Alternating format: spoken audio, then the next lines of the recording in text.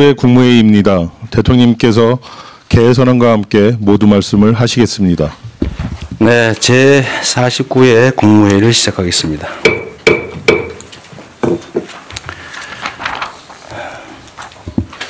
우리 요새 국무위원 여러분들께서 각자 맡은 자리에 최선을 다해 주신 것 같습니다. 조금씩 성과도 나는 것 같고 또 평가도 많이 개선되고 있어서 감사하다는 말씀 먼저 드립니다. 관세 협상이라고 하는 큰 산을 넘었지만 우리 앞에 많은 과제들이 여전히 놓여 있습니다. 특히 대내외 파고에 맞서서 경제의 기초 체력을 보다 강화하고 국민 경제의 지속적 발전을 위한 토대를 더 튼튼하게 구축해야 되겠습니다. 그래서 내년이 더욱 중요합니다. 경제, 민생 회복의 불씨를 더욱 키워서 잠재 성장률을 반등시킬 수 있도록 정책적 역량을 총 집중해 주시기 바랍니다. 적극적인 내수 회복, 그리고 국익 중심의 통상 강화, 초혁신 기술 투자 확대, 그리고 과감한 균형 성장 전략의 수립, 그리고 추진에 만전을 기해 주시기를 부탁드립니다. 서민의 삶이 가장 중요합니다. 물가 안정에 각별한 노력이 필요한 이유입니다. 김장철을 앞두고 배추, 무 같은 채소류 가격은 안정됐는데 그 밖의 상품들은 오름세를 보이고 있다고 합니다. 가계의 부담이 가중되지 않도록 선제적인 수급 관리에 만전을 기하고 관계부처가 발표한 유통구조 개선안을 속도감 있게 추진해 주시기 바랍니다. 소비자들을 기만하는 소위 슈링크플레이션 같은 이 꼼수에 대한 제도적 보완책도 서둘러 마련해야 되겠습니다. 우리 공정거래위원회 담합 잘 챙기고 계시죠? 공정거래위원회 사무처장입니다. 네, 잘 챙기고 있습니다. 그리고 겨울철이 다가오고 있기 때문에 어려운 분들이 더 어려워질 수 있습니다. 이런 분들에 대한 지원 대책 역시 세심하게 점검하고 또 부족한 부분이 혹시 있다면 신속하게 보완해 주시길 바랍니다. 이거 최근에 꽤 여러 차례 말씀드린 거긴 한데 한 번 더 말씀드리도록 하겠습니다. 우리 사회 일부에서 인종, 출신, 국가 이런 것들을 가지고 정말로 시대착오적인 차별, 혐오가 횡행하고 있습니다. 이 사회가 점차 양극화되고 있는 와중에 이렇게 극단적 표현들이 사회 불안을 계속 확대시키고 있습니다. 특히 SNS 등에서 이 특정 대상을 향한 혐오 표현이 무차별적으로 유포되고 허위 정보 또는 조작 정보가 범람하고 있습니다. 더 이상 이를 묵과해서는 안 됩니다. 이는 표현의 자유의 한계를 넘어서는 명백한 범죄 행위입니다. 혐오 표현에 대한 처벌 장치를 속히 마련하고 또 허위 조작 정보 유포 행위를 근본적으로 차단하고 엄정하게 처벌하는 데 총력을 기울여야 합니다. 특히 이 경찰의 역할이 중요합니다. 잘 챙겨봐 주시기 바랍니다. 인종혐오나 차별, 사실관계를 왜곡, 조작하는 이런 잘못된 정보의 유통은 민주주의를 위협하는 행위입니다. 사람들의 일상을 위협하는 행위이기 때문에 추방해야 될 범죄다라고 생각해 주셔야 합니다. 정치권에서도 이 혐오 범죄, 허위 조작 정보 근절에 함께해 주시기를 당부드립니다. NDC 관련해서 요즘 논란이 좀 있습니다. 그런데 탄소 중립 사회로 전환은 일부 고통이 따르더라도 지속 가능한 성장 또 글로벌 경제 강국 도약을 위해서는 반드시 가야 될 정말로 피할 수 없는 길입니다. 피할 수 없으면 즐겨라 라는 얘기도 있지만 이런 반드시 해야 될 일들을 회피하면 더 큰 위기를 맞게 됩니다. 우리의 현실적 여건 또 국민의 부담을 종합 감안해서 목표와 수단 사이에서 균형점을 찾는 실용적인 지혜가 반드시 필요하겠습니다. 정부는 재생에너지 전환, 온실가스 감축 과정에서 나타날 수 있는 국민과 기업의 어려움을 다방면에서 살펴주시기 바랍니다. 네, 이상입니다. 이후 회의는 국무총리께서 진행해 주시겠습니다. 잠깐 이 회의 자료가 어디 갔지?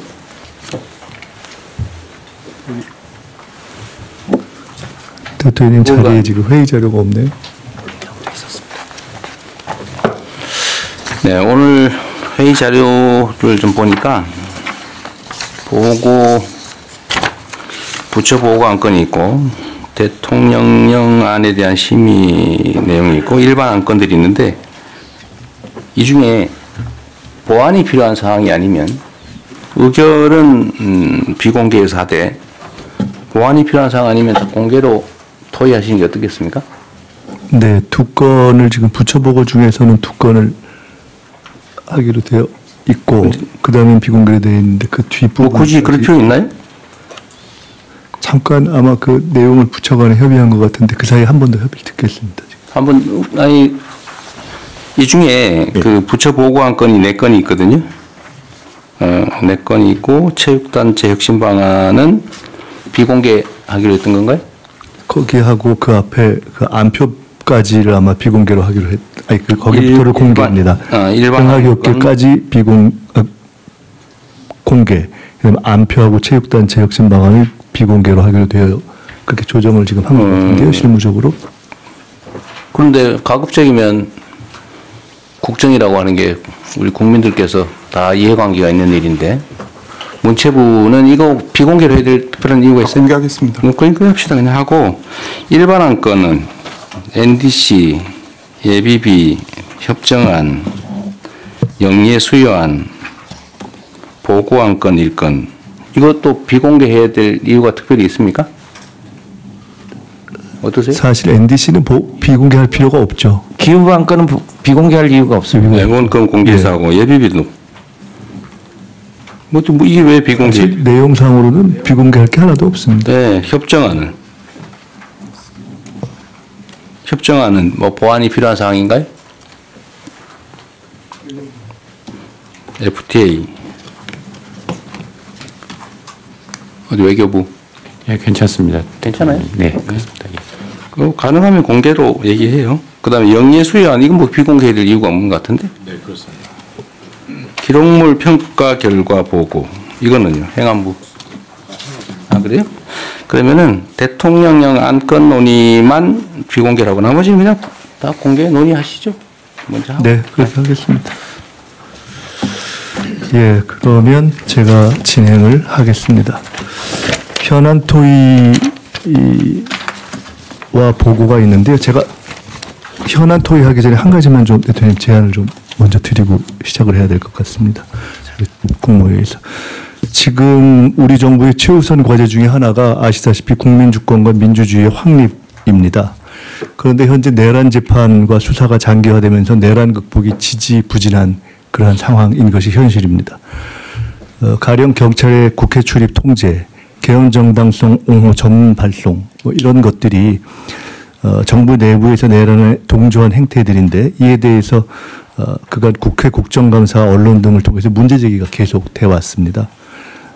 내란에 가담한 사람이 승진명부에 이름을 올리게 되는 등의 문제도 제기되고 결국은 이것이 공직 내부에서 헌법 가치를 훼손하는 것이 아니냐 하는 지적이 있고 이것이 결과적으로는 공직사회 내부에서도 반목을 일으키고 궁극적으로 국정 추진 동력을 저하시킨다는 목소리가 많습니다.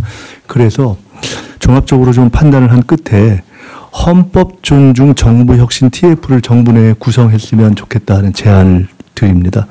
헌법 존중 정부 혁신 TF는 12.3 비상계엄 등 내란에 참여하거나 협조한 공직자를 대상으로 신속한 내부 조사를 거쳐서 합당한 인사 조치를 할 수 있는 근거를 확보하는 것을 임무로 하려고 합니다. 이건 뭐 공직자 개인 처벌 문제의 차원이 아니라 정부의 헌법 수호 의지를 바로 세워서 공직 내부의 갈등을 조속히 해소하고 국민의 신뢰를 회복하겠다 하는 취지입니다.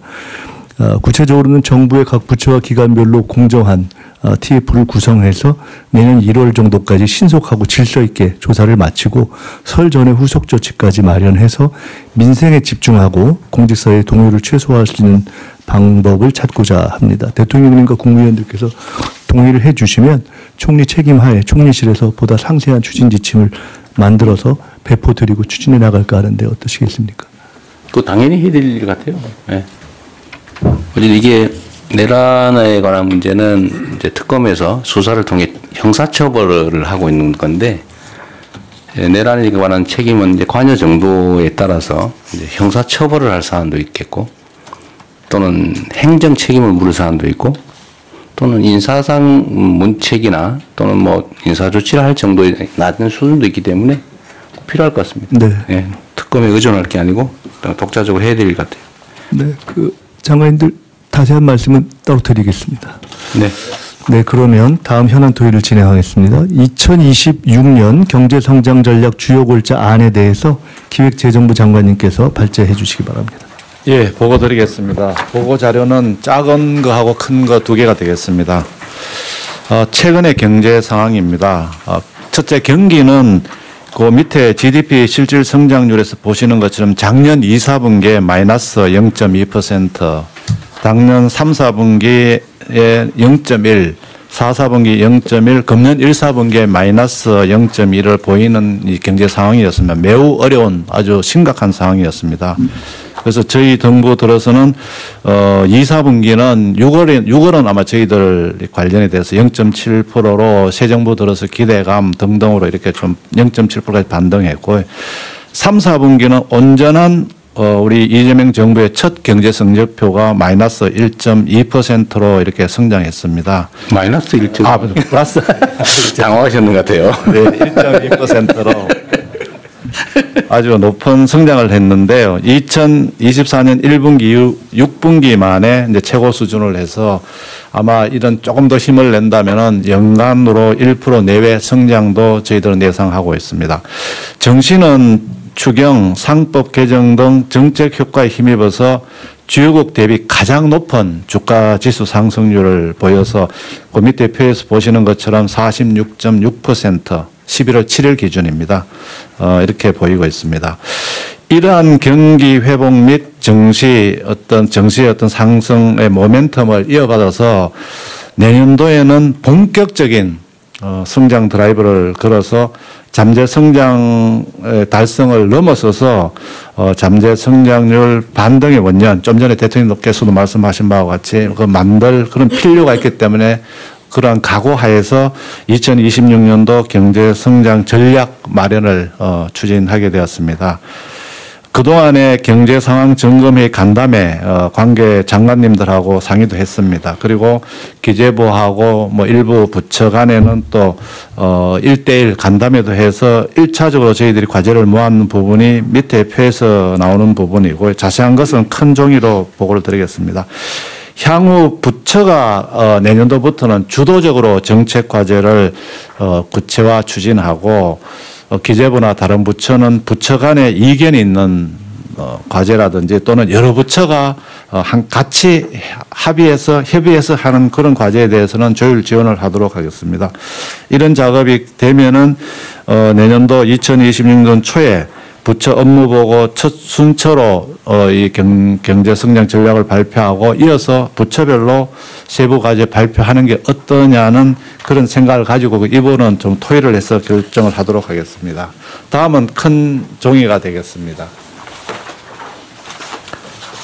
2026년도 경제 성장 전략 주요 골자는 큰 종이가 되겠습니다. 부문별로는 거시 경제 및 민생 안정, 그다음에 이게 성장 동력 확충, 그다음에 양극화 구조 극복, 지속 성장 기반 확충으로 이렇게 네 가지로 일단은 구분을 해봤습니다. 그리고 거시 경제 및 민생 안정에서는 세 가지 분야, 그 경기 활성화, 민생 안정, 리스크 관리해서 3대 부문에 7개 세부 과제를 이렇게 이제 이제 배분을 했고 이 부분도 오늘 논의 또는 또 추후적으로 부처하고 협의를 통해서 조정 가능하다는 말씀을 드리겠습니다. 여기에 다양하게 부동산, 물가 안정, 소상공인, 서민, 뭐 분별 거시경제 전략을 다 이렇게 배치를 했습니다. 두 번째는 성장 동력 확충에 있어서는 국가 전략 산업 육성에 반도체, 방산, 컬처, 그다음에 주력 산업, 그다음에 경제 혁신 본격화에는 AI 대전환 및 초혁신 경제 본격 추진, R&D 혁신, 탄소 중립 에너지 전환을 배치했습니다. 그리고 대외 통상 환경 여건의 변화에 따라서 신대외 경제 전략 추진에 있어서 한미 통상 협상 후속 조치, 수출 시장, 공급망, 그리고 인적 자본 극대화에는 청년 중장년 고용 촉진, 그리고 재도전 재기 지원, 기술 인력 양성, 고등교육 혁신, 저출생 대역, 외국 인력 전략적 활용 이렇게 배치를 했으면 어떤가 하고 했습니다.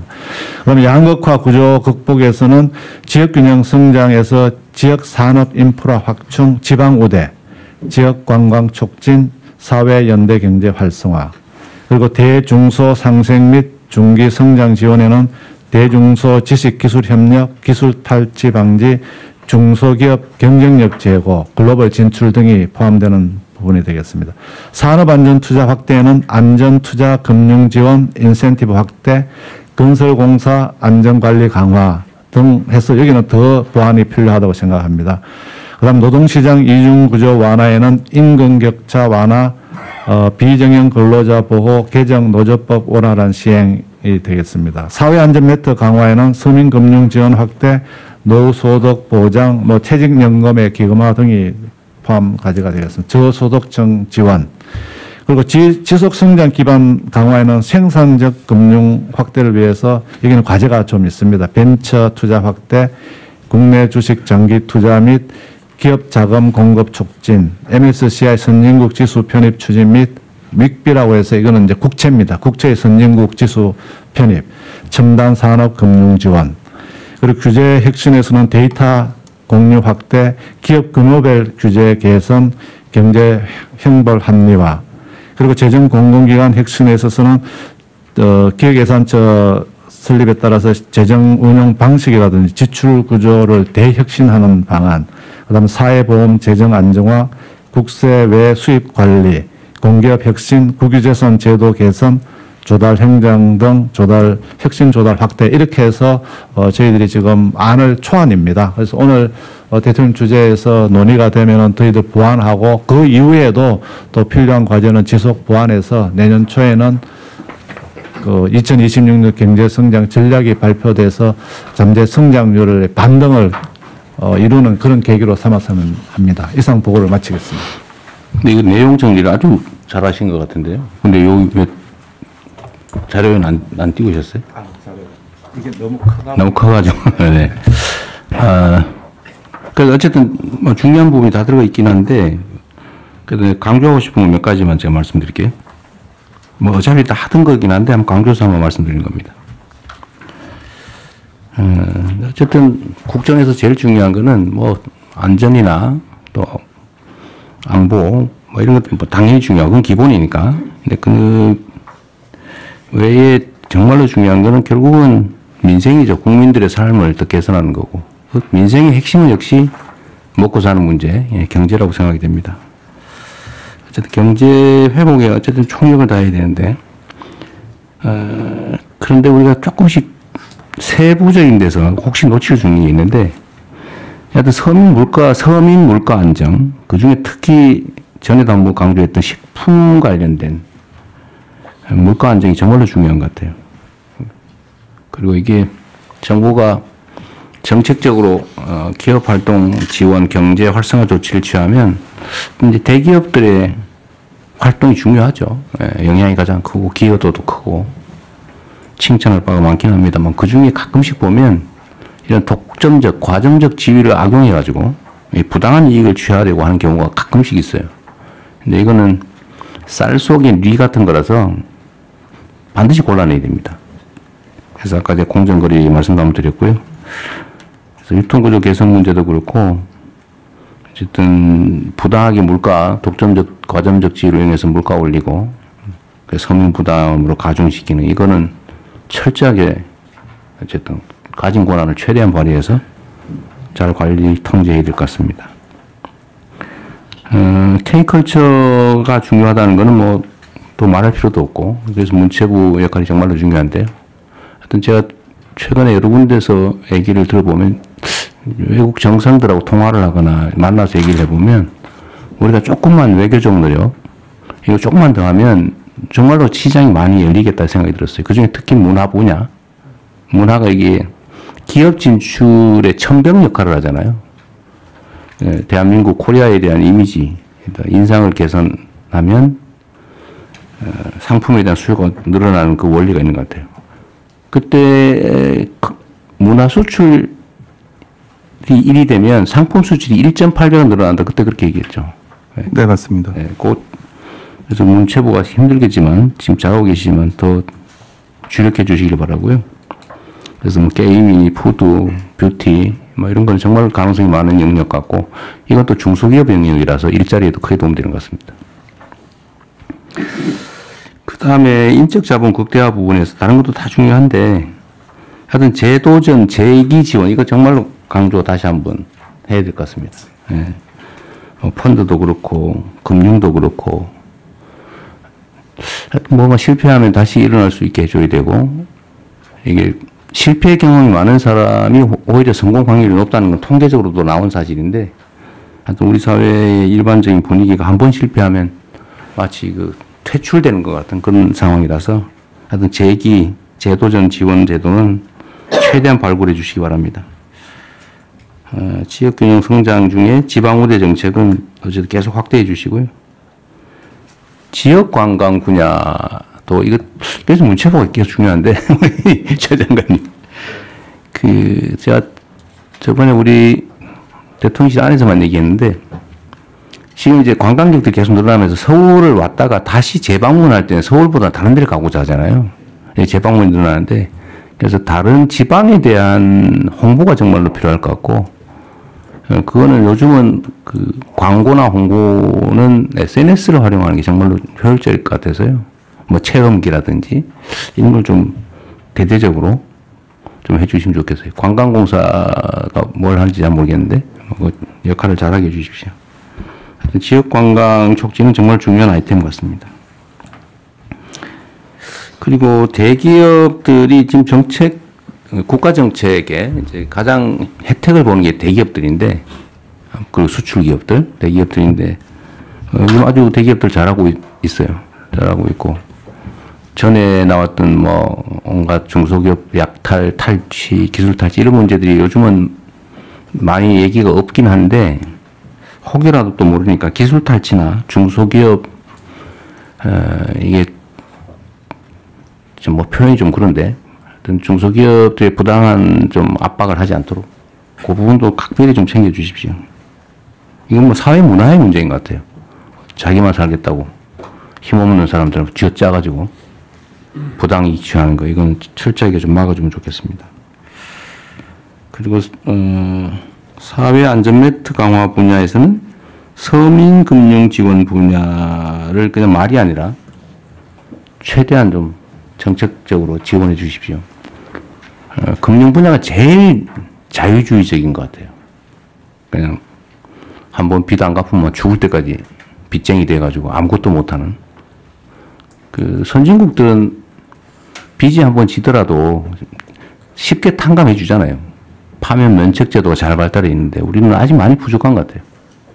그 국민들이 한번 쓰러지더라도 일어서게 해야 국가의 역량이 커지는데 한번 쓰러지면 아예 다시는 못 일어나게 만드는 이런 잘못된 관행이나 제도는 좀 많이 개선해야 될 것 같아요. 저번에 참 금융위원회 소관인지 모르겠는데 금융위원회 어떻게 계세요? 예, 금융위원회 사무처장 참석하고 있습니다. 오셨구나. 예. 전에 서민들 뭡니까 그 신용 전과라 그래야 되나? 신용 사면 조치를 신용 사면 그거 어떻게 되고 있어요? 그 조치는 완료를 했습니다. 네네. 어쨌든 계속 좀 추가 발굴을 좀 해주시고요. 그다음 생산재 금융 분야에 이 국내 주식 장기 투자 촉진 이렇게 돼 있는데 우리 경우에 장기 투자에 대한 세제 혜택이나 이런 게 좀 충분은 한가요? 많이 부족합니다. 좀 강화해서 장기 투자하면은 좀 진짜 인센티브를 좀 많이 네. 줄 수 있게 스킴을 좀 바꾸도록 하겠습니다. 근데 이 장기 투자에 대해서 인센티브 부여 제도에 대해서 반론이 그런 게 있더라고요. 결국 대주주들이 혜택 보는 거 아니냐. 근데 그거는 분리해서 네네. 일반 투자자하고 네네. 대주주들은 경영권 네. 확보를 위해서 그냥 원래 가지고 있는 거잖아요. 네네. 근데 거기에 해주면 또 뭐 부자 감세에 논란이 있을 수 있어서 그거는 일반 투자자들을 좀 장기 투자에 대해서 혜택을 주는 방식으로 네. 좀 세부적으로 잘 만들어 주시기 바랍니다. 네, 알겠습니다. 그리고 국세청이 어디 소관이죠? 기재부 소관. 네, 기재부 소관. 기재부. 국세청 나와 있어요? 외청이라서 없죠, 여기는. 네. 요새 아주 열심히 잘하고 있는 것 같은데. 네, 세액 수입도 뭐. 세액 수입 관리도 통합 관리하고. 네, 네, 통합 관리. 어쨌든 이건 조세정이라는 측면에서도 어쨌든 세외 수입뿐만 아니라 체납 관리를 철저하게 좀 해야 됩니다. 이 일자리에도 네. 꽤 도움이 되거든요. 그리고 국유재산 문제는 총리께 챙기고 계시죠? 국유재산 헐값 매각한 거? 예. 그거 정말 국기문란 행위 아닙니까? 네, 그 부분은 지금 기재부 포함해서 나머지 각 부처에서 지금 정리하고 있는 것을 저희가 진행해서 하여간 가장 국민적 관심이 높은 내용부터 시작해서 하나하나 정리해 가겠습니다. 네. 그리고 이게 부총리님 이거 제가 정리된 거 보니까 눈에 딱 들어오는데 이것도 우리 국민들도 좀 볼 수 있게 네네. 어쨌든 웹잡으로 만들든지 해서 네. 한번 좀 알겠습니다. 비판적 검토도 할 수 있게 네네. 좀 해주십시오. 네, 다음 진행하시죠. 다른 국무위원님들도 의견 있으면 말씀하십시오. 혹시 다른 의견 주실 분 안 계신가요? 추가할 게 있으면 하시죠. 국무위원님도 안 넣으면은 나중에 업무 보고할 때 대통령께 보고 드릴 게 없을 수도 있어요. 네. 네, 성평등 가족부 장관입니다. 네. 네. 네, 네, 네. 저희 양극화 구조 극복 모두의 공정한 성장 관련해서 노동시장 이중 구조 완화, 이제 임금 격차 완화가 이제 노동부 소관으로 되어 있는데 저는 그 노동시장 내에서 이거 성별 임금 격차 완화도 여기 같이 들어서 저희가 해결해야 될 문제로 보고 저희가 저희 성평등 가족부도 함께 이 부분을 좀 해결하는 역할을 했으면 합니다. 그러시죠. 네. 협조 부처에 그 같이 노동부하고 같이 하는데 성평등 같이 네. 넣도록 하겠습니다. 그럴 필요가 있겠네요. 또 산업부 장관입니다. 그 내용 전체가 좋은데 이걸 하나로 묶을 수 있는 캐치프레이즈 같은 거 하나 있었으면 좋겠다는 생각이 듭니다. 그래서 저희 산업부는 내년에는 모든 이슈들이 다 기업하고 연관된 대기업, 중소기업 포함해서 결국은 경쟁력인데 전 뭐 기업하고 싶은 대한민국을 제안하고 싶습니다. 왜 반응이 없어요? 저희가 이제 관세 협상하고 하면서 네. 저희 부 전체적으로 깨달은 것 중에 하나가 뭐 대통령께서 말씀하셨습니다. 네. 국이기도 하지만 정말 다른 나라나 기업을 압도하는 경쟁력이 참 절실하구나 하는 걸 정말 피부로 체감하고 있어서 내년에는 여기 나와 있는 것과 함께 한번 내년에 정말 우리 기업들이 네. 정말 뭐 대기업만은 아닙니다. 이제 중소기업 다 같이 해서 뛸 수 있도록 한번 기업을 그 좋은 것 같아요. 기업하기 좋은 대한민국 원래 많이 쓰던 거긴 한데 네. 괜찮은 것 같아요. 예, 그런 내용 해야 부문별 네. 캐치프레이즈 만들도록 하겠습니다. 원래 이 기업이라고 하는 게 우리는 상법상의 기업들을 주로 생각하지만 성경에서 쓴 기업은 다른 의미잖아요, 그죠? 먹고 사는 문제. 네, 네 맞습니다. 네. 훌륭하십니다. 또 있으신가요? 네, 네. 없는 것 같네요. 지금 말씀 주신 저도 한 말씀을 좀 보태겠습니다. 대통령 혹시 기억하실지 모르겠는데 원래 대선 전에 대통령께서 국가 비전을 생각하실 때 원래는 장기적으로 100번이 제시했던 문화국가 생각을 하셨고 네. 지금이 성장회복이 필요하기 때문에 문화국가로 가기 위한 과정이 이제 성장회복을 말씀하셨습니다. 그때 말씀하셨던 중에 앞으로 해야 될 중에 그런 문화주도 성장 이런 말씀도 하셨거든요. 지금 하셨던 기업하기 좋은 나라, 문화주도 성장, 최근 증시를 살리는 건 사실 개미와 국민주도 성장이라는 측면도 있기 네, 때문에 네. 그런 걸 포함해서 조금 더 시대에 맞게 종합적으로 한번 정리를 해서 토론을 한번 해서 정리하면 좋겠습니다. 그거 좋네요. 문화 주도 성장. 뭐 좋은 게 너무 많아서. 그러니까 그런 등등을 좀 종합하게 하나 골라야 되는데. 네. 알겠습니다. 아니면 그거를 좀 종합할 수 있는 토론을 한번 해서 그러시죠. 준비해서 네. 다음에 말씀드리겠습니다. 맞습니다. 예. 다음은 부처보고가 있겠습니다. 부처보고는 총 4건인데요. 아까 대통령님 말씀처럼 다 공개로 진행하겠습니다. 첫째, 혐오 발언에 대한 내용. 둘째, 어린이 등하굣길 안전 확보. 셋째, 공연 스포츠 분야 안표 분절. 넷째, 체육단체 혁신 방안이기 때문에 법무부 장관님, 인사혁신처장님 이렇게 해서 또 관련 행안부 장관님, 문화체육부 장관님 이렇게 순서로 그냥 쭉 보고해 주시기 바랍니다. 보고를 이게 내용이 많아서 보고하고 네. 잠깐 토론하고 보고하고 토론하고 그렇게 하겠습니다. 네. 예, 법무부 장관입니다. 핵심 주제 짧게 보고하겠습니다. 예, 최근 특정 국가나 국민에 대한 혐오적 발언이 시위 현장 등에서 지속적으로 발생해서 사회적 갈등이 심화되고 있는 것은 잘 알고 계실 겁니다. 특히 외국인 관광객이 크게 늘고 있는 상황에서 근거 없는 혐오 표현은 반드시 근절되어야 할 것입니다. 먼저 해외 입법 사례를 간략하게 좀 말씀드리겠습니다. 독일은 형법에 대중선동죄, 혐오적 모욕죄를 두고 혐오적 표현 등을 처벌하고 있고, 프랑스는 형법 및 언론자 입법에서, 또 영국은 우리와 같은 집시법과 비슷한 공공지수법에서 혐오 표현을 처벌하고 있습니다. EPJ입니다. 미국은 혐오 표현 자체를 처벌하고 있지는 않지만 혐오를 동기로 하여 폭력 범죄까지 나아간 경우 상당 정도 가중 처벌하고 있습니다. 일본은 외국인에 대한 처벌을 금지하는 특별법을 제정하여 민사상 불법행위 책임 및 혐오 시위 제지의 근거를 활용하고 있습니다. 이와 같이 형사처벌 유무에는 다소 차이가 있긴 하지만 대부분의 선진국들은 소위 헤이트 스피치를 방지하는 법을 도입하고 있습니다. 형사법적 대응 방안에 대해서 말씀드리겠습니다. 최근 시위 과정에서 혐오적 발언이나 욕설이 난무하고 있다는 점에서 우선적으로 현행 집회 및 시위에 관한 법률을 개정하는 것이 가장 빠르고 효과적인 방법이라고 생각합니다. 국회는 김태년, 윤건영 의원이 개정안을 발의해서 계류 중에 있습니다. 이 개정안에 대해서는 명확성의 원칙에 위배한다는 지적 등이 있는 것으로 좀 저희들이 보고받고 있는데, 지난달 법무부에서 요점을 보완할 수 있는 검토 의견서를 작성해서 소관부처인 경찰청에 송부하였습니다. 법무부는 경찰청과 함께 국회 입법 논의를 보다 적극적으로 지원하도록 하겠습니다. 혐오 표현 처벌을 위한 형법 개정 방안도 검토 중입니다. 독일, 프랑스와 같이 형법에 명예훼손, 모욕죄의 특례를 신설하면 지금보다 혐오 표현을 보다 용이하게 처벌할 수 있습니다. 다만 혐오 대상의 범위는 각 국가의 역사적, 사회적 배경에 따라 상이하므로 혐오의 대상을 국가 인종에 한정할지, 종교, 성, 장애 등 다른 요소까지 확대할지에 대한 사회적 논의도 필요합니다. 이와 관련 최근 법무부에서 출범할 형사법 개정 특별위원회에서 이 쟁점을 1차 과제로 선정해서 논의할 계획입니다. 이와 관련해서는 양분한 의원이 개정안 입법 발의해서 논의 중에 있습니다. 네 번째로 입국 규제 방안 강화입니다. 혐오조장 관련법인 형법이나 집시법 등으로 형사처벌된 외국인에 대하여 강제 퇴거 및 입국 규제를 할 수 있도록 출입국 사범 처리 기준을 좀 강화하도록 하겠습니다. 더불어 국외에서 대한민국 혐오하는 표현을 하는 외국인에 대해서도 입국 규제 조치를 선제적으로 하는 방안도 검토하겠습니다. 타 부처 특히 외국 입국 규제라든가 또는 관련해서는 어떤 외무부의 협조가 상당히 필요한 상황입니다. 어쨌든 타 부처에서도 혐오 발언 등 표현을 근절하기 위한 다양한 대응 방안이 있을 것으로 알고 있습니다. 인터넷상이나 또 SNS상에서는 정보통신망법 등 그런 개정도 별도로 좀 논의되어야 될 것으로 보고 있고요. 어쨌든 타 부처에서도 적극 협조해 주면 저희들이 입법적 방안을 만드는 데 협조하도록 하겠습니다. 이상 보고를 마치도록 하겠습니다. 네, 의견들 있으면 말씀하십시오.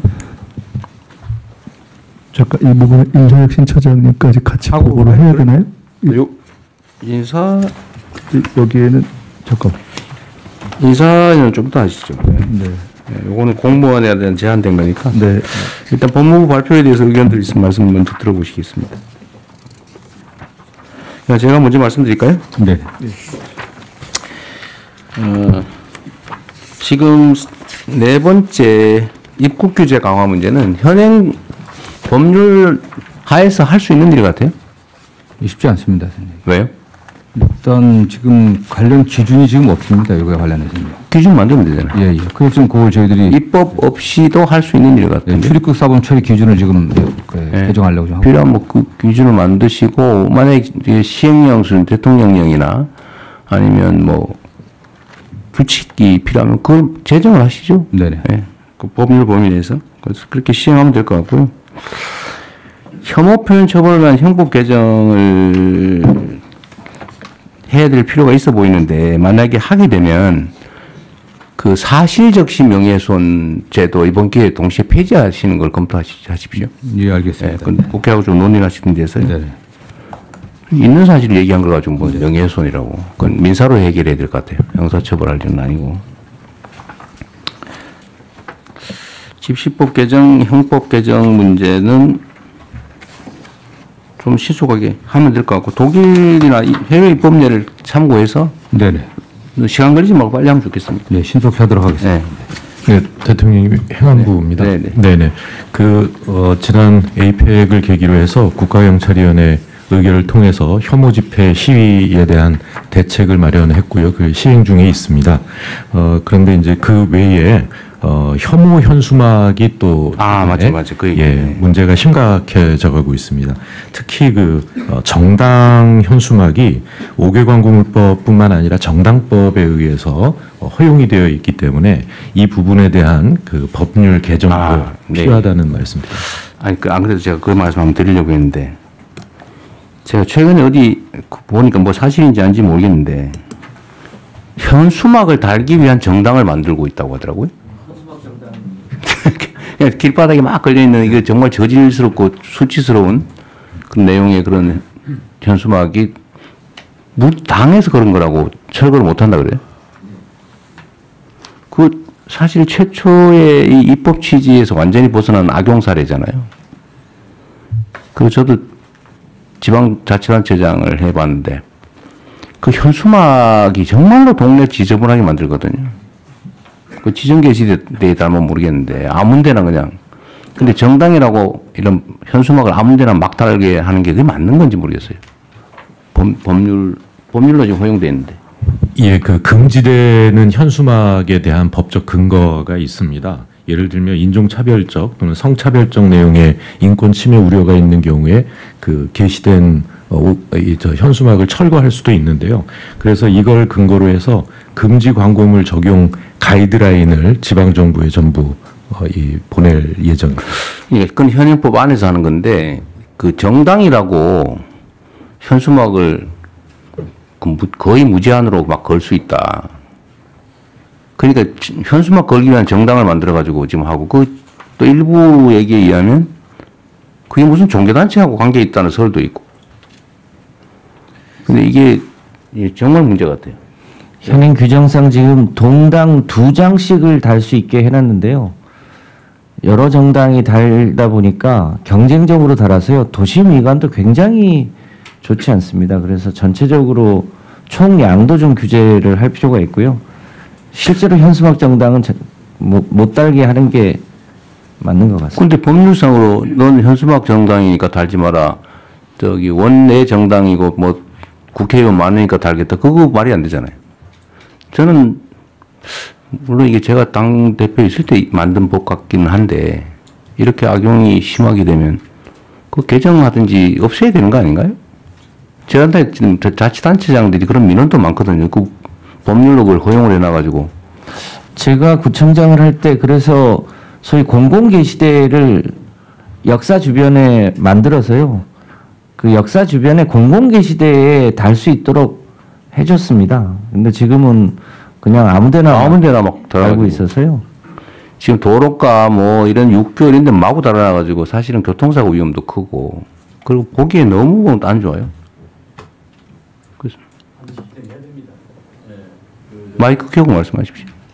이 정당 현수막이 너무 그 혐오를 유발하고 또 학생들의 교육적인 역효과도 있을 뿐만 아니라 정당에 대한 혐오증이 유발해서 굉장히 심대합니다. 반드시 법을 개정해서 원내 정당이 됐든 어떻든 것은 차별성을 두고 책임 있는 정당으로서 모습을 보여줘야 된다고 생각하기 때문에 반드시 이 부분은 개정을 해야 될 사항입니다. 그 당 쪽하고 협의를 좀 해가지고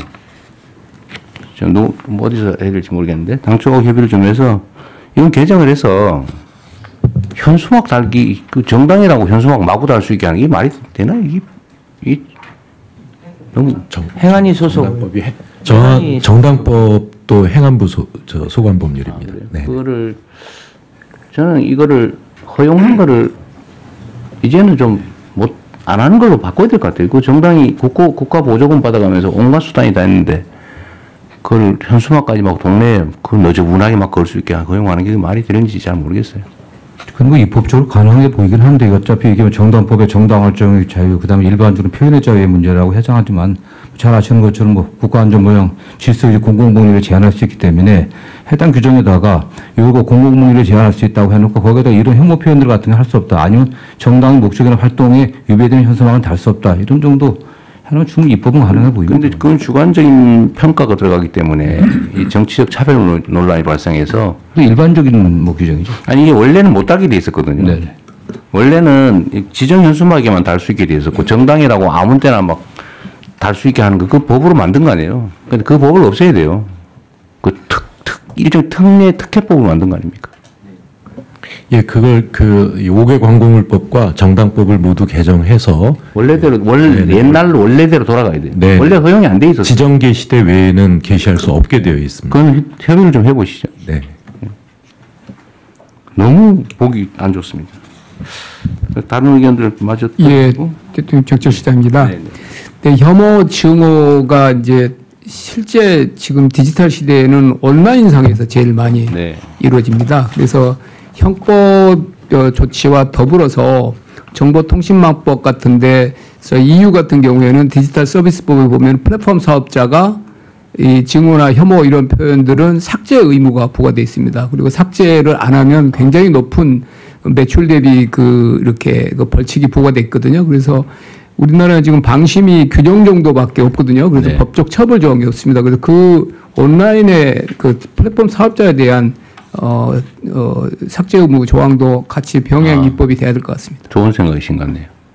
그게 원래 이런 혐오 아니면 뭐 누군가의 명예훼손, 모욕 이런 거를 쓰는 건 당연히 배상 사유고 처벌 사유인데 이거를 포털이나 이런 데서 방치를 하면 그 방치한 포털도 배상 책임을 진다는 판례가 있어요. 내가 아주 오래전에 있던 판례인데 근데 지금 거의 막 방치하고 있죠. 그래서 그건 삭제 의무 조항이 과징금 조항을 만들 필요가 있겠는데 그건 너무 심하죠. 특히 뭐 유튜브 이런 데 보면 정말 눈 뜨고 못 볼 돈 벌겠다고 그런 짓들 하는데 하여튼 그것도 같이 검토를 한번 하시죠. 네, 법제처장입니다. 네. 네, 그 법무부 보고 내용 중에서 그 혐오 대상을 출신 국가나 인종의 한정 1차적으로 얘기를 했고 종교 성장애의 경우에는 사회적 논의가 필요하다고 그랬는데 종교의 경우에는 이미 특정 지역에서 이슬람 사원 앞에서 혐오 시위를 한 적이 있고 명백히 들어가야 됩니다. 모든 국가들이 이거 다 집어넣고 있고 그러니까 성차별이나 성적 지향, 성별 이 부분도 지금 5개 광고물 관리에서 그 금지되는 내용, 광고물의 내용으로서 성차별적 내용이 이미 들어가 있습니다. 이 부분도 유럽 모든 국가들이 다 집어넣고 있습니다. 네, 국제 표준에 맞춰서 개정을 하시죠. 네, 성평등 가족부 장관입니다. 이 혐오 표현 처벌을 위한 형법 개정안을 이 성평등 사회 실현하는 데 굉장히 큰 도움이 될 것 같습니다. 특히 이제 디지털 온라인에서의 어떤 차별 발언이 남녀 간에 더 그 갈등을 좀 부추기는 요소들도 많고 해서 법무부에서 진행하시는 형사법 개정 특별위원회에 좀 관련 부처도 함께 논의에 좀 참여하면 좋을 것 같습니다. 자중간에 뭘 하자 말을 해놓고 세워라 내워라 하거나 아니면 논쟁을 이유로 너무 시간이 지연되면 안 하는 것과 같기 때문에 뭐든지 결정이 되면 신속하게 진행하도록 좀 해주십시오. 네, 인사처 발표하시죠. 네, 인사처 발표드리겠습니다. 혐오 발언에 대한 대응 방안과 관련해서 인종, 민족, 국가, 지역 등에 대한 차별과 혐오는 공직자에게도 더욱 용납되기 어려운 행위입니다. 우리 사회의 혐오와 차별을 근절하는 데 있어서 공직사회가 적극적으로 참여할 필요가 있다고 생각됩니다. 이와 관련하여 공직자의 임용 제한과 징계 측면에서 혐오 발언자에 대한 제재 방안을 말씀드리겠습니다.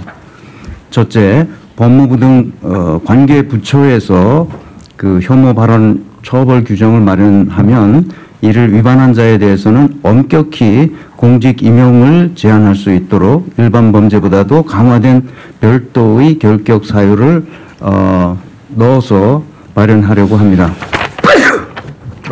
훌륭한 제안이신 것 같네요. 네네. 공무원이 재직 중에 혐오 발언을 하는 경우 처벌 규정을 두어서 임용 결격 사유에 해당하는 경우에는 당연 퇴직될 수 있도록 할 예정입니다. 또한 형사 처벌 여부와 관계없이 혐오 발언을 한 공무원에 대해서는 그 경중을 따져서 징계를 통하여 엄중히 책임을 묻도록 하겠습니다.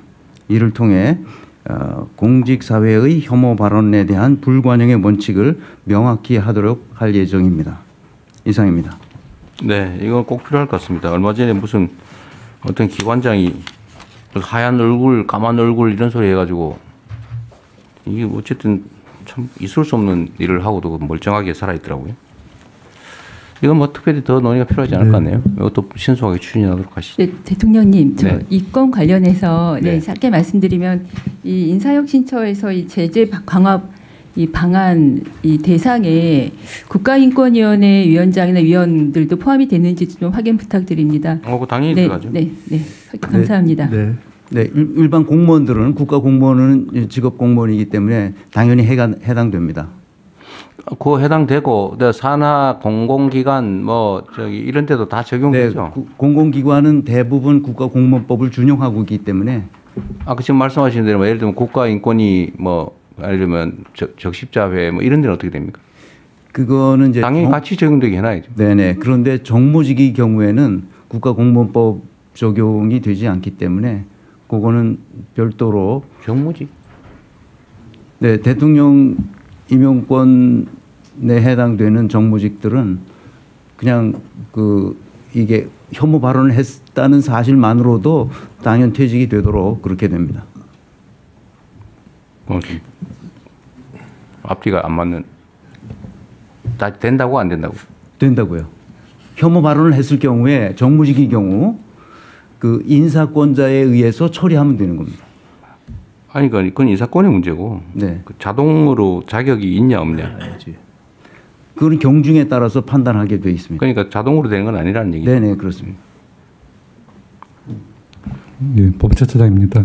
그 관련해서 한 가지 말씀드리면 그 인사권 외에 인사조치 외에 지금 외국의 경우에는 혐오 발언을 한 기업이나 기관에 대해서 단체에 대해서 공공계약에서 배제하거나 아니면 보조금 지급을 그걸 제한하는 조치를 취하는 경우도 있습니다. 참고가 될 것 같습니다. 네, 좀 더 정리를 하십시오. 그러면 일단은 공무원은 자격 제한하는 거는 일단 하고. 근데 이 범위를 어디까지 할 거냐. 보통 같은 기준으로 예를 들면 뭐 선거법 위반으로 자기 제한되면 또 안 되는 건 쭉 일적으로 적용되잖아요. 네네. 그건 산하기관들도 안 되는 것 같은데. 네, 맞습니다. 이것도 마찬가지일 거 아닙니까? 예, 네, 동일한 기준으로 네네. 하면 될 거 아니에요. 네. 네, 요 사안에 대해서는 다른 의견이 없으시면은 요 안건은 원안대로 접수하겠습니다. 다음은 어린이 등하굣길 안전확보 종합대책이고요. 행정안전부 장관께서 보고해 주시는데 죄송하지만 저는 오늘 농업인의 날 제가 때문에 진행할게요. 강원도에 저는 먼저 가고 부총리님께서 그래? 그러십시오. 네, 행정안전부 장관입니다. 미성년자 약취 유인 범죄 근절을 위한 어린이 등하굣길 안전확보 종합대책을 보고드리겠습니다. 지난 8월 28일 서울 서대문구 어린이 약취 유인 미수 사건 이후 순찰 강화 등을 추진했으나 국민 불안감은 여전한 상황입니다. 그 뒤에 대통령 이 지시가 있으셔서 9월 중에 근본적인 이 종합 대책을 만들어서 10월부터 이 관계부처 합동 종합 대책을 수립 시행하고 있습니다. 우선 어린이 약취 유인 범죄에 엄정 대응하겠습니다. 신고 접수 시 최우선 출동하고 전국 경찰서의 신속 검거 체계를 구축하는 등 총력 대응하는 한편 약취 유인죄 적용이 어려운 경우 정서적 아동 학대 혐의를 적용하는 방안을 적극 검토하겠습니다. 또한 법정형 강화를 위한 법령 정비도 추진하겠습니다. 어린이의 대처 역량 강화와 국민 인식 개선도 함께 추진하겠습니다. 체험형 교육을 확대하고 법정 안전 교육을 강화하는 한편 학부모를 통해 가정에서도 연계하여 교육할 수 있도록 하겠습니다. 이번 주부터 2주간 전국 캠페인을 운영하게 되는데요. 이 국무위원 여러분께서도 관심을 가져주시기 바랍니다. 이 함께 그 국민과 소통하며 등하굣길 안전을 챙겨 주시기 바랍니다. 이와 함께 유괴 예방 수칙과 국민의 인식을 높이기 위한 다양한 콘텐츠를 개발하여 확산하겠습니다. 어린이가 안전한 돌봄 환경 조성에도 힘쓰겠습니다. 학교 주변 아동 보호구역 지정을 확대하고 이 CCTV 설치를 지원하는 한편 지능형 관제 체계도 강화해서 등하굣길 안전 사각지대를 줄여나가겠습니다. 아이들의 안심 귀가를 위해 워킹 스쿨버스와 등하교 알림 서비스를 확대하고 어린이 안전물품 지원을 강화하겠습니다. 각 부처에서는 소관 분야 대책을 차질 없이 추진하여 주시고 캠페인 등 대국민 홍보에도 적극 협조해 주시기 바랍니다. 이상 보고를 마치겠습니다. 네. 예, 의견 있으면 말씀해 주시기 바랍니다. 뭐 당연히 해야 될 거라서 추가할 거 있으시면 말씀하시고요. 어쨌든 계획에 그치지 말고 철저하게 집행해 주시기 바랍니다. 예, 그렇게 하겠습니다. 그리고 좀 덧붙여서 제가 전에 얼마 안 되긴 했는데 지금 경찰 인력이 매우 일을 자꾸 많이 만들다 보니까 부족할 수 있는데 경비 인력을 일반 치안 인력으로 좀 전환하는 작업은 하고 있는 거죠? 네, 착수했습니다. 경찰에 그 대통령 지시를 전달했고요. 예, 계획 중입니다. 네, 좀 진행 사항을 빨리 체크해서요. 네, 보고 드리겠습니다. 네. 예, 더 이상 의견이 없으시면 원안대로 접수하겠습니다. 다음은 공연 스포츠 분야 안표 근절 강화 방안입니다. 문화체육관광부 장관께서 보고해 주시기 바랍니다. 네, 문화체육관광부 장관입니다. 공연과 스포츠 분야의 안표 근절 방안에 대해서 보고드리겠습니다. K-팝 콘서트, 프로야구 경기, 인기 공연의 티켓을 확보해서 수십 배 높은 가격으로 되파는 안표 판매 행위가 여전히 기승을 부리고 있습니다. 공연법과 국민체육진흥법에서 규제를 하고 있다고는 하나 티켓을 확보하는 과정에서 매크로를 사용한 경우에만 처벌을 하도록 되어 있어서 적발도 쉽지 않고 처벌 수준도 매우 낮습니다. 그러다 보니 현실적으로는 단속과 처벌이 쉽지 않아서 안표 판매 행위는 모두가 아시듯이 사실상 방치되고 있습니다. 이대로는 안 됩니다. 원천적으로 막아야 합니다. 안표상들이 부정적인 방법으로 티켓을 싹쓸이를 하게 되면 일반 팬들은 정가에 표를 살 수 있는 기회를 박탈당합니다. 안표상들이 엄청난 웃돈을 받기 때문에 팬들은 금전적으로도 큰 손해를 보게 됩니다. 소득이 적은 팬들은 관람을 엄두도 내지 못합니다. 게다가 청소년을 포함한 대부분의 팬들은 문화생활에 쓸 수 있는 가용자금의 한계가 있는데 이렇게 한 번 관람하는데 큰 돈을 쓰게 되면 여러 번 볼 수 있는 기회가 사라집니다. 결국 시장의 전체 크기가 줄게 되면서 문화계도 스포츠계도 결과적으로는 큰 피해를 보게 됩니다. 이렇듯 안표는 일반 팬들과 창작자를 비롯해 시장 전체의 질서를 무너뜨리고 모두에게 큰 피해를 주기 때문에 반드시 막아야 합니다. 법을 바꾸겠습니다. 이번 정기국회에 관련 법을 개정해서 수단 방법에 관계없이 티켓을 웃돈을 받고 판매하는 행위는 전면 금지하고 위반할 경우 처벌을 강화하겠습니다. 티켓을 정가보다 높은 가격으로 판매할 경우 상습 위반자는 가중 처벌하겠습니다. 또한 부정적으로 취득한 이득보다 훨씬 큰 과징금을 부과해서 더 큰 경제적 손실을 감내하도록 하겠습니다. 아울러 이번 조치로 안표 판매 행위가 더 내밀하게 음성화될 경우에 대비해서 단속기관과 긴밀하게 협력하겠습니다. 그리고 안표 판매 행위를 신고하면 그 액수의 몇 배 이상의 큰 포상금을 지급하는 방안도 강구하겠습니다. 건전한 관람 문화를 해치며 모든 이들에게 피해를 안겨주는 안표 판매 행위의 뿌리를 이번에는 반드시 뽑겠습니다. 물론 이 과정에서 선의의 진성 소비자가 피해가 가지 않도록 주의해서 진행하겠습니다. 네, 감사합니다. 예, 의견 있으면 말씀해 주시기 바랍니다. 요새도 이 안표 때문에 시끌시끌해요. 근데 한때 안표 많다가 없어졌었는데 최근에 갑자기 또 많아졌나 봐요. 보통 늘 있고요. 보통 가을에 포스트 시즌, 프로야구 포스트 시즌 때 또 이게 확 늘어납니다. 네. 열심히 준비하셨는데 죄송한데 다 좋은데 네. 형벌 강화는 반대입니다. 과징금, 과태료, 안표, 야구장 안표 팔다 걸렸는데 그 징역형 10년 이상, 지금 10년 이하 하더라도 법원이 징역형 선고할 리가 없어요. 괜히 수사하고 재판하느라고 돈만 잔뜩 들고 역량 낭비 같은데 그냥 과징금을 대폭하시는 게. 네, 과징금 할 거고요. 대통령님. 근데 네. 안표상들은 광범위하게 많은 사람들이 하는 게 아니고요. 정말 소수의 사람들이 네. 악덕업자들이 하고 있습니다. 그 걸리면 돈을 뺏어야지. 그 징역할 리가 없다니까 법원이. 알겠습니다. 시간 인력이만 소모될 것 같아요. 근데 우리가 형벌 조항이 너무 많다. 독일에 비해서 3배 많다던가 그래요. 하여튼 3배가 많대. 형벌 조항이. 그래서 그런 걸 보면 형벌 조항을 없애고 실효성도 없는 거. 괜히 저번에 초코파이 1,000원 가지고 재판하느라고 얼마나 인력 낭비입니까? 예를 들면 그런 거. 근데 이런 것도 저는 이번 기회에 아예 이거 과징금 조항을 넣으려면 개정을 해야 되는데 형벌 조항을 빼버리시는 게 어떨까 싶은데 차라리. 대통령 비서실장입니다. 저희가 대통령실에서 사전에 점검했던 내용인데 말씀대로 저희가 형벌 조항을 줄이자라고 제안을 했는데 이게 반영이 안 된 것 같고 그리고 사전에 하나 더 좀 추가했으면 좋겠다고 생각한 건 신고하면 포상금 제도를 그걸 많이 해요. 신고하면 포상금 제도를 오히려 도입하자고 제안했는데 이 두 가지가 지금 빠져 있는 것 같습니다. 아까 말씀하셨어요. 네, 포상금은 말씀드렸고요.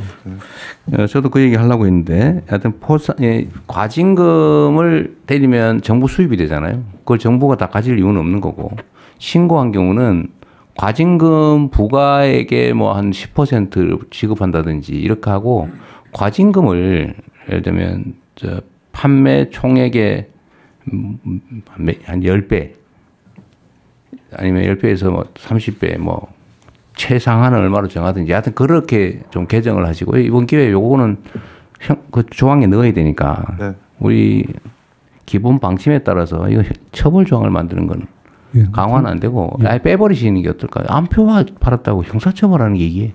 참고로 말씀드리면 지금 경범죄 처벌법에서 안표 판매행위에 대해서 처벌 규정을 두고 있습니다. 그래서 20만 원 이하 벌금, 구류 또는 과료 입니다. 이 부분도 같이. 그러면은 어쨌든 이건 일종의 특별법이니까 이거 어디에다가 지금 어디에 있다는 거예요? 이게 벌칙이? 아니 1년 이하 징역 1,000만 원 이하 벌금이 어디 있다는 거예요? 있는 걸 지금 강화하겠다는 거잖아요. 네, 지금 공연법이랑 국민체육진흥법에 있습니다. 국민체육. 그러면 옛날에 요즘은 없지만 기차표 사가지고 안표 하는 거는 대상이 안 되네요? 아닙니다. 그 대상입니다. 공연법하고 아까 거기는 해당이 안 될 것 같은데? 제가 맡고 있는 분야가 그렇고요. 예. SRT나 KTX 이런 이 표를 가지고 매크로 프로그램을 이용한 범죄가 또 횡행하고 있습니다. 그래서 경찰청에서 이 특별 단속을 하고 있습니다. 그냥 똑같은 방식인가 봐요. 그 공연법하고 뭐 철도법하고 비슷하게 돼 있는 것 같아요. 예, 매크로 프로그램을 활용해가지고. 근데 그러니까 지금 딱 그거잖아요. 매크로라고 하는 수단으로 제한을 하니까 그냥 줄 서서 사는 건 방법이 없다. 그냥 가서 대량으로 예를 들면 매크로를 안 하고 사면 대책이 없는 거잖아요, 그죠? 아니요, 일단 매크로로 샀는지 안 샀는지를 아니 처벌 조항이 매크로로 제한을 해놓으니까 그 외에는 처벌이 안 된다는 거잖아요. 제재가 안 된다는 거죠. 그냥 제한을 없애고 무조건 뭐 방식 수단을 제한할 필요가 없다는 거잖아요. 웃돈을 받고 판매하면 무조건 하는 김에 그러면 공연법 이게 참 너무 많아. 여러 법으로 흩어져 있어서요. 일단은 서둘러서 개정을 하고 내년에는 종합해서 이거를. 그러면 이거부터 그럼 먼저 하시죠. 이거는 꽤 논란도 많고 시끄럽더라고요. 그럼 이거는 하되 어떤 형사처벌 조항을 빼고 과징금을 세게 하는 걸로 다시 검토를 한번 해보고. 네, 대통령님 그렇게 넣을 텐데요. 또 하나는 이번에 국세청에서 적발을 해봤더니 수십억씩 벌고 있습니다. 그러니까 거기를 몇 배를 해야지. 몇 배로 하면 수백억 되잖아요. 네, 그래서 망하는 거지. 그럼. 탈세부터 다양한 형태의 범죄 행위가 여기 들어가 있기 때문에 그 부분은 다시 한번 살펴보겠습니다. 어쨌든 처벌보다는 과징금이 훨씬 효과가 큽니다. 몇 배 이렇게 해버리면요. 알겠습니다. 예, 또 의견이 신고 포상금도 확실하게 좀 도입하시고요. 네. 예, 더 이상 의견이 없으시면 대통령 말씀하신 그 과징금, 신고 포상금 강화하고 하는 방안으로 하고 나머지는 원안대로 접수하겠습니다. 다음은 계속해서 체육단체 혁신 방안 보고입니다. 문화체육관광부 장관께서 보고해 주시기 바랍니다. 네, 문체부는 체육단체 정치적 중립성과 잠깐만. 네. 죄송합니다. 체육단체 혁신 방안을 보고 드리겠습니다. 추진 배경입니다. 대한체육회는 체육단체 최상위 조직으로서 17개 시도체육회와 68개 종목단체가 회원으로 가입되어 있습니다. 대한체육회와 종목단체는 국제올림픽위원회인 IOC와 국제경기연맹인 IF의 구성원이기 때문에 정부는 체육단체의 중립성과 자율성을 존중하고 있고 직접 관리, 감독하는 수단은 제한적이었습니다. 그러다 보니 과거에는 대한체육회에 대해서는 여러 논란이 거듭되어 왔습니다. 권한 남용과 불투명한 운영에 대한 지적이 끊이질 않았고 이는 시도 그리고 종목 단체도 다르지 않았습니다. 체육계 특유의 상명하복식 권위주의와 폐쇄적인 문화는 비합리적인 의사결정과 조직적 은폐 등의 문제를 발생시킨다는 지적도 있었습니다. 최근에는 사격장 실탄 유출 사건처럼 안전과 위험 관리 체계도 미흡해서 국민의 기대에 어긋났던 게 사실입니다. 체육계도 이제야말로 국민의 신뢰를 회복할 수 있도록 변화해야 합니다. 문체부는 체육단체의 정치적 중립성과 자율성을 존중하여 올해 초 새롭게 구성된 대한체육회 유승민 회장 그리고 그 집행부와 함께 다음과 같은 혁신 방안을 마련했습니다. 먼저 인사, 징계 등 조직관리 부분은 자율성을 보장하되 스스로 공정하게 운영할 수 있는 구조로 설계하려고 합니다. 반면에 국가 보조금을 받는 공적단체로서 예산사업 부문은 책임성과 투명성을 높일 수 있도록 합리적인 관리 체계를 구축하겠습니다. 먼저 인사와 징계입니다. 대한체육회장의 임기부터 1회만 연임이 가능하고 2회는 아예 불가능하도록 정관을 개정하겠습니다. 자기 세력을 구축해서 사실상 종신제처럼 권력을 누린다는 비난이 다시는 발생하지 않도록 하겠습니다. 선거도 소수의 선거인단이 뽑는 간선제가 아니라 직선제로 온라인 투표가 가능하도록 바꾸겠습니다. 이렇게 함으로써 체육회 내 구성 비율이 가장 높은 현장 선수들의 의사와 투표권이 앞으로는 제대로 행사될 수 있도록 하겠습니다. 대한체육회부터 먼저 이렇게 바꾸고 시도 및 종목 단체장도 함께 지혜를 모아서 단계적으로 적용해 나갈 수 있도록 유도하겠습니다. 징계 절차도 명확하게 하겠습니다. 징계기구인 스포츠공정위원회를 구성할 때 기존에는 대한체육회장이 자의대로 임명할 수 있었지만 앞으로는 대한변호사협회 등 외부 6개 기관에서 추천받도록 제도화해서 공정성과 독립성을 강화하겠습니다. 특히 임원의 비위 징계는 상위기관에서 다루도록 의무화해서 셀프 손방망이 징계의 가능성을 차단하겠습니다. 다음은 사업과 예산 집행의 책임성 강화입니다. 정부는 매년 4천억 원 내외의 예산을 체육단체 교부에서 전문 체육 및 생활체육 활성화 사업을 지원하고 있습니다. 예산 사업이 책임성과 투명성을 높일 수 있도록 기금 사업 성과 평가와 공공기관 경영 평가 등을 엄정히 해서 예산 편성과 임직원 인센티브에 적극 반영하겠습니다. 둘째, 국고뿐 아니라 후원금 등의 자체 예산도 문체부의 승인을 받도록 하고 대한체육회가 회원단체에 배분하는 사업도 정산 책임을 강화해서 예산의 투명성을 높이겠습니다. 마지막으로 안전시책을 총괄할 수 있는 조직을 신설하는 등 안전과 위험 관리에도 만전을 기하겠습니다. 대한체육회는 이러한 혁신안을 내년 안에 모두 끝내고 후년에는 산하 회원단체까지 마무리해서 체육단체의 자율성은 존중하되 공정성과 책임성이 확실히 담보되는 구조를 만들겠습니다. 이상 대한체육회 유승민 회장 집행부와 문체부가 함께 준비한 혁신 방안에 대한 보고를 마치겠습니다. 이게 대한체육회하고 다 협의하신 거예요? 네, 같이 했습니다. 엄청나게 혁신적인데? 네. 괜찮아요? 유승민 회장 강한 의지가 있고요. 네. 저희는 잘 서포트하기로 했습니다. 그런데 이 연임을 제안한다고 하는 거는 스트레이트로 3번까지밖에 못한다 이 뜻이죠. 스트레이트로 2번. 스트레이트로 2연임 제안이라고 되어 있는데 연임이 아니고 2연임. 1년임만 할 수 있고요.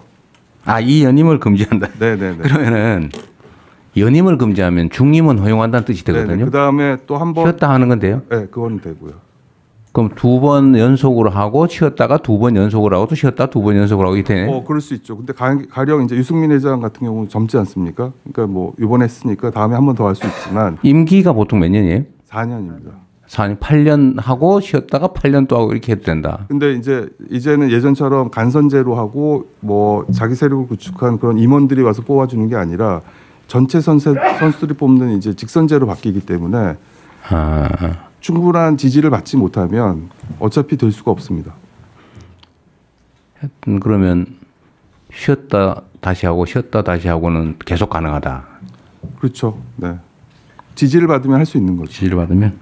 그리고 이 종목 단체로 가다 보면 사실 어떤 기업 회장이 의지를 가지고 밀어주는 종목들이 있습니다. 그래도 총 임기는 제한해야 되지 않을까요?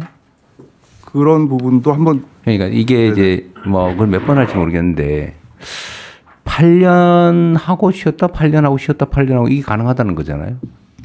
그렇죠. 가능하죠. 지금 중임은 가능하니까요. 그것도 총 임기는 하나쯤은 재원을 해야 되지 않을까? 예를 들면 우리나라에 그 감시 권력은 제한이 없어요. 예를 들면 국회의원처럼. 근데 집행 권력은 기본적으로 제한을 하거든요. 대통령은 1번, 시도지사는 3번, 단체장 3번. 근데 그게 국민적인 공감대가 있다고요. 근데 여기는 8년씩 한 번 쉬다가 8년 또 쉬었다 8년이 가능하다 이론적으로 약간 그거 한 번 더 추가 제한을 하면 어떨까 하는 생각이 일단 들고요. 두 번째는 직선제의 투표권자가 누구예요? 선수 그다음 현장에 있는 지도자 그다음에 이쪽 간부 뭐 규정이 있어요? 네네 있습니다. 아 규정이 있어요. 네. 대한체육회는 모수가 33만 명인데 2,000명 정도밖에 투표를 안 한다? 지금 간선제로 했을 때는 간선제라서요. 네네. 투표권을 안 주니까. 네.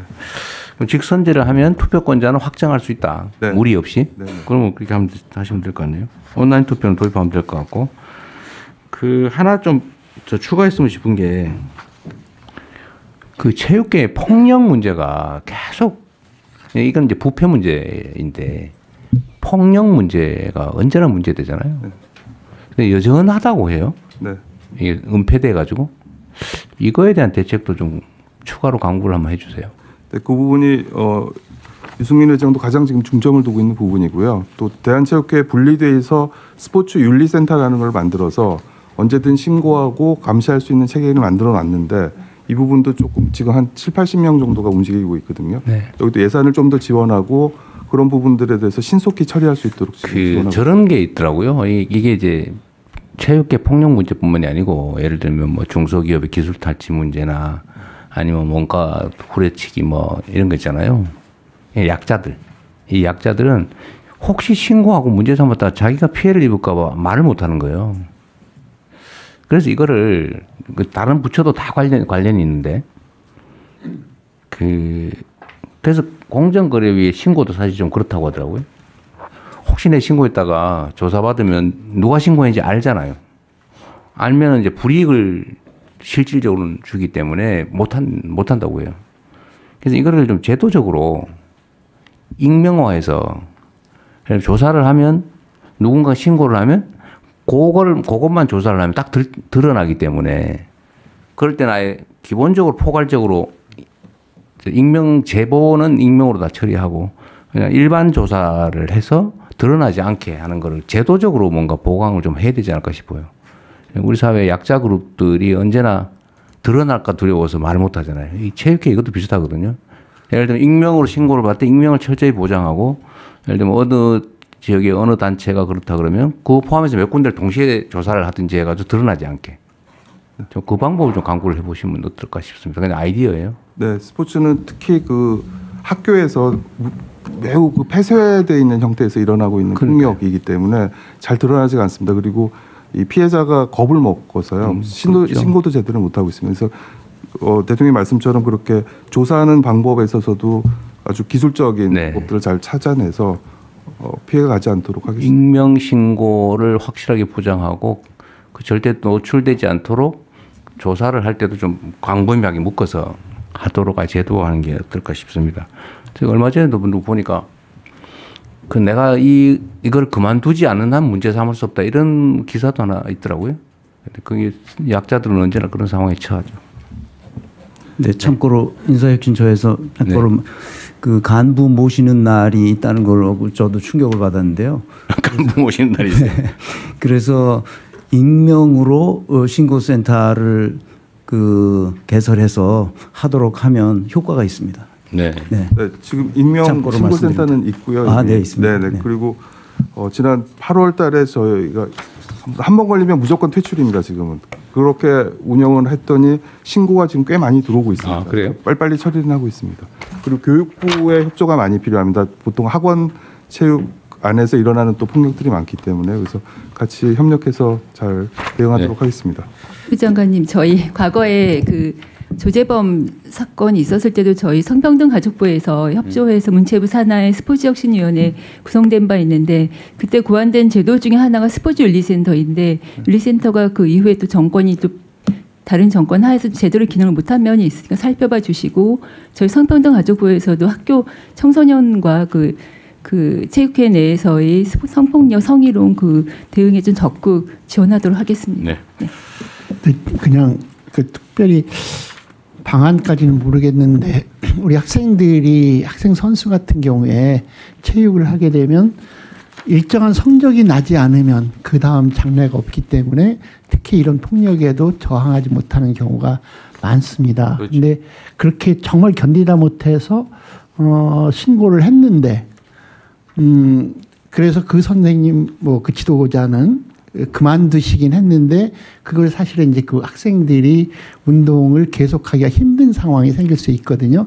근데 이런 거 할 때 제일 중요한 것 중에 하나는 지금 사안이 접수돼서 밝혀지면 일단 퇴출을 시키는데 퇴출하고 스포츠계가 국가대표 선수를 지도하던 분이 무슨 비리가 있어 생기면 저 지역에 있는 다른 단체로 가서 활동을 하게 되고 그러면서 같은 종목 안에 분들끼리는 이게 굉장히 네트워크가 잘 돼 있어서 서로 밀어주고 이런 게 있거든요. 그래서 퇴출이 그냥 그 자리에서 물러나는 게 아니라 그 종목 관련 스포츠계 전체에 어디든 그러니까 작은 학교의 지도자조차도 갈 수 없도록 그런 근본적인 퇴출이 어떻게든 고민이 됐으면 좋겠습니다.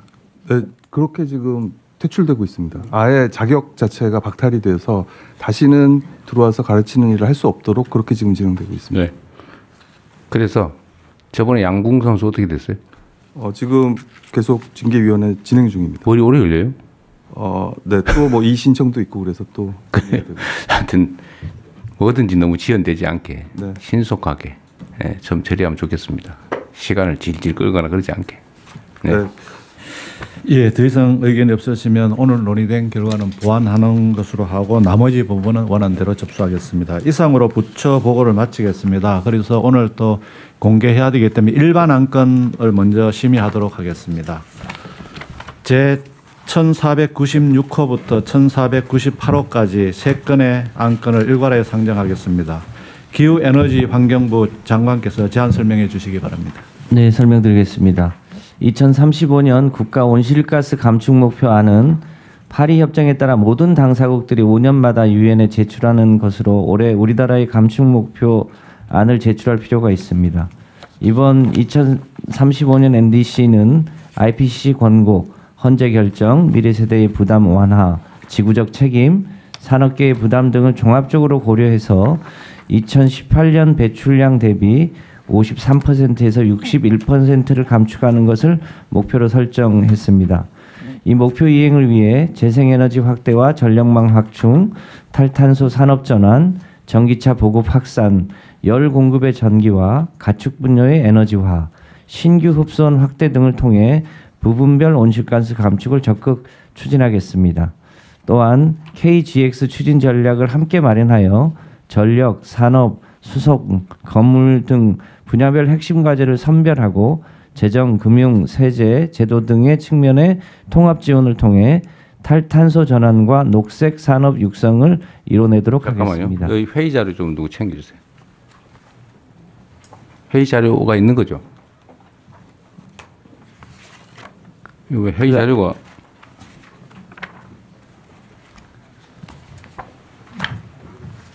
이거는 설명 자료고 그 앞에 보시면 자료가 있어요. 있어요? 나한테는 없네. 예. 서류로는 안 만들었나요? 네, 서류 배포가 안 돼 있고요. 모니터에는 있습니다. 아, 서류로 배포 안 했어요? 네. 다른 위원님들은 안 받으셨어요? 모니터에 있습니다. 아, 모니터에 있어요. 왜 종이 아까워서 그러셨나요? 그건 저희 소관이 아니어서. 심의 자료는 그 컴퓨터로 이렇게 배포되고 종이로는 배포 안 하고 있습니다. 아, 원래 그랬어요? 예. 저는 이거 보면서 앞뒤로 막 봐야 되기 때문에 앞으로는 출력해 주세요. 예, 출력해서 배포. 뭐 아무 차이도 없어가지고. 네, 알았습니다. 네, 말씀 마저 하십시오. 네, 마저 보고 드리겠습니다. 두 번째 건입니다. 제3차 계획기간 국가 배출권 할당 계획 변경안은 온실가스 배출권의 할당 및 거래에 관한 법률 제5조 3항에 따라 2020년 수립한 제3차 계획기간 전환 부분 배출 허용 총량을 조정하는 내용입니다.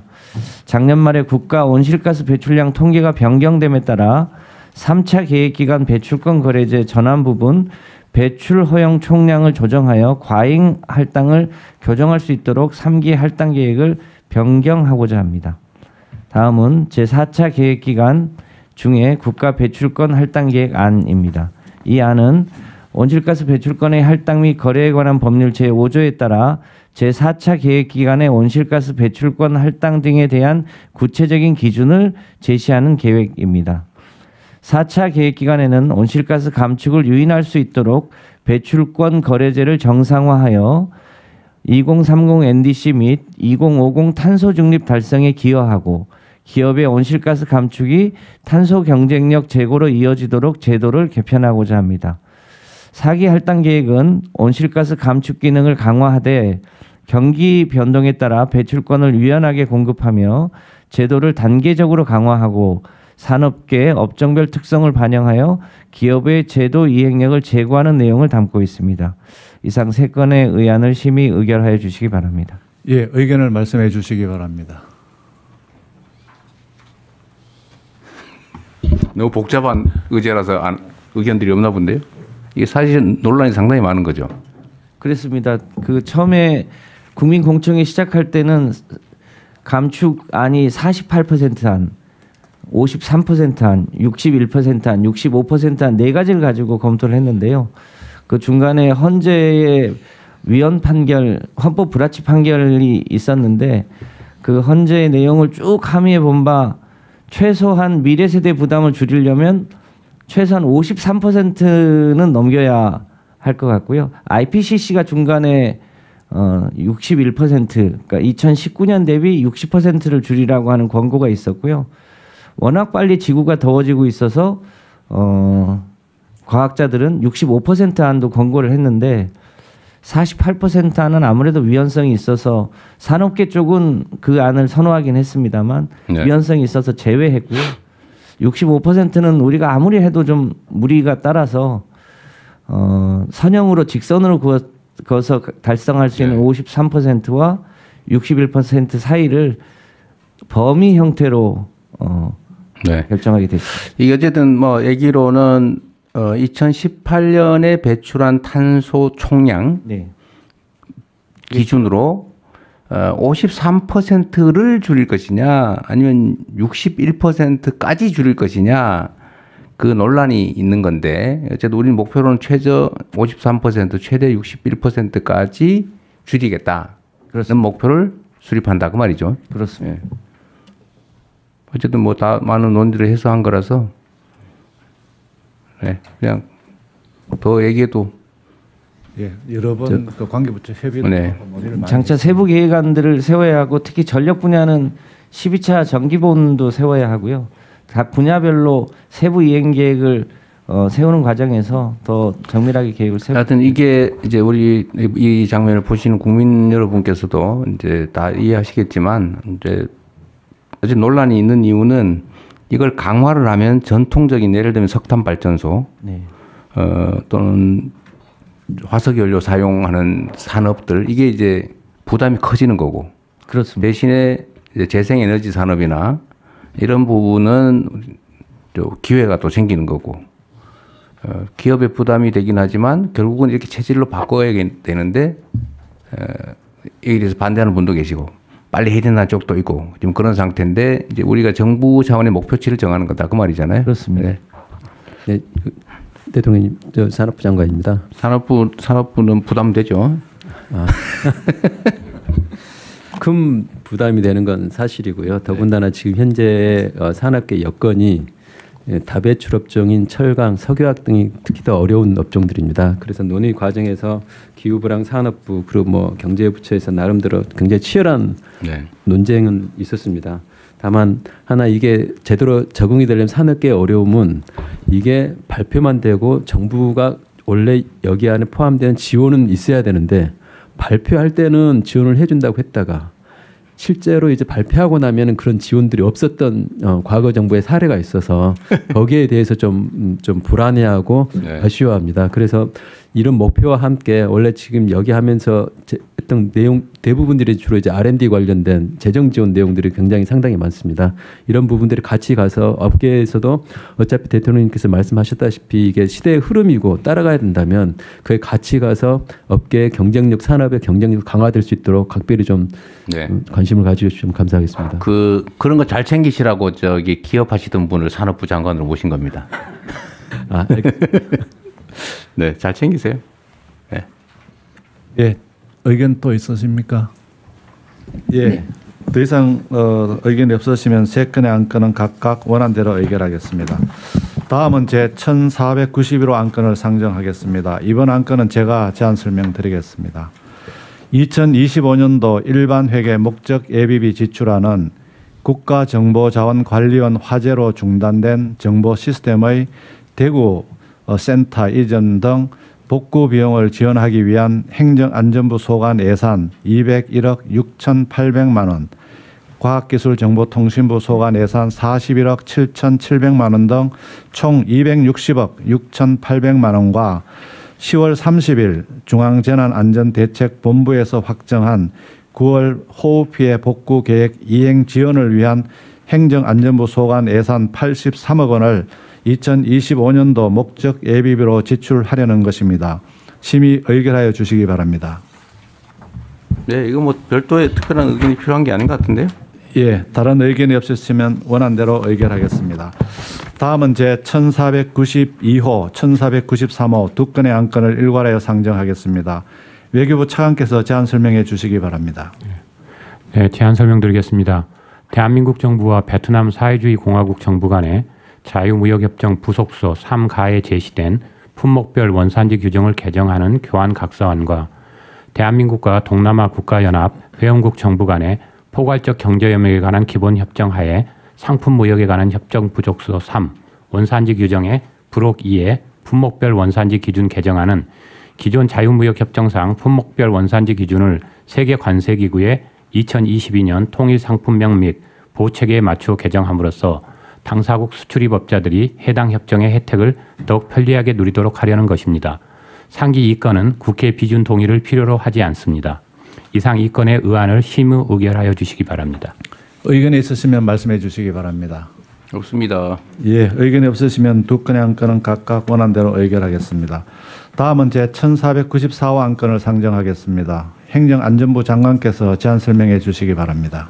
네, 영예 수여안은 순국선열의 날 등 기념 유공자를 비롯하여 새마을운동을 통해 지역사회 발전에 기여한 유공자 등 총 15개 부문 205명에게 훈 포장을 수여하려는 내용입니다. 심의 의결하여 주시기 바랍니다. 의견을 말씀해 주시기 바랍니다. 뭐 잘 선정하셨겠죠? 네. 예, 다른 의견이 없으시면 원안대로 의결하겠습니다. 다음은 보고 안건을 심의하겠습니다. 제 1495호 안건을 상정하겠습니다. 행정안전부 장관께서 제안 설명해 주시기 바랍니다. 제안 설명드리겠습니다. 2025년 기록관리 평가 결과는 공공기록물 관리에 관한 법률 제9조 및 동법 시행령 제63조에 따라 중앙행정기관, 특별지방행정기관, 국공립대학 등 총 248개 기관에 대한 기록관리 현황을 종합적으로 평가한 결과입니다. 평가 결과 전체 평균은 76.9점으로 이전 그러니까 23년도를 대상으로 한 평가 대비 0.6점 하락하였으나 기관 유형별로 평가 초기 그러니까 14년에서 16년에 대비하면 평균 점수가 대폭 상향돼서 전체 공공기관의 기록관리 업무가 체계적으로 정착되고 있습니다. 여전히 미흡한 기관이 약 23% 정도 되지만 이전 평가 대비 약 4% 정도 감소하는 등 점차 줄어들고 있습니다. 평가 결과 우수 기관은 유공 포상 등 인센티브를 부여하고 미흡 기관에 대해서는 상위 부처와 함께 현장 지도, 컨설팅 등 다양한 방법으로 기록 관리 체계가 실질적으로 개선될 수 있도록 지원해 나가겠습니다. 심의 접수하여 주시기 바랍니다.